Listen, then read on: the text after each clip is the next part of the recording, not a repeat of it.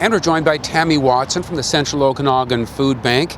Interesting times, Tammy. We've seen some of this hoarding behavior in grocery stores, and the first thing I wanted to check off with you on is whether or not that's making it more difficult for you to get some of the basic staples that you need for your clients. We order our food directly with our retail partners here in Kelowna, so we're not necessarily going through the stores like the average resident would with a shopping cart, so we're ordering in bulk. So in that sense, it's not affecting us right now, but Kent, what it really is doing is it's affecting those folks who can only shop from a paycheck to paycheck basis. So those who are limited with their income, seniors, students, people living on their own who have a very limited amount of money are going into the stores and the shelves are completely bare. They can't stock up. So this whole hoarding of food is it's not good for anyone. Right now, in terms of your day-to-day operations, I understand you've had to reorganize the way you function. Maybe you could explain what changes you've made.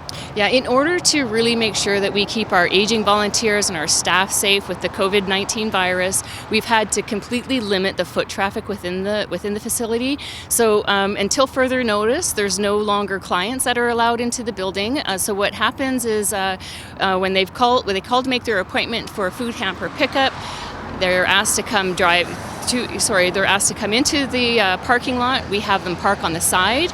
Volunteers come out and verify that they're not only do they have a booked appointment, but that they're registered. We have their ID and everything in place. We have pre-made packages for every household size.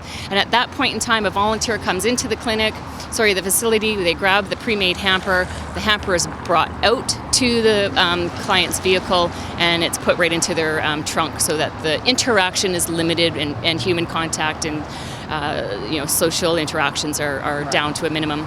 This compared to the model before where people would come in and push their cart around and make their choices and handling food and intermingling. So I guess it's just one of those social distancing measures. That's right, yeah. And again, we really have to be fluid with this. We have to change as more announcements come through from the government. We have to make sure that that we contain this virus as much as we can if it's out there in the public, and that we keep our volunteers, clients, and staff safe. Such an important service that you provide. If these restrictions on us get even more intense, is there a next step that you even envision to even further kind of lock things down? We're right now really focusing on how we can continue to stay open as long as we possibly can. And so if we have a huge uptake of client needs and, the more businesses that might close, the more people who are without work temporarily, we might have a lot more people coming through our door. We are seeing a reduction in donations from the store levels as well as from the community. We are a non-government funded organization, so we rely on the community for help. We're really going to have to monitor this on a day-by-day, week-by-week method, and we're going to have to change on the fly as needed, unfortunately. Our goal right now is to stay as open as long as we possibly can. We've reduced the hamper sizes slightly so that we can stretch it out as long as we possibly can.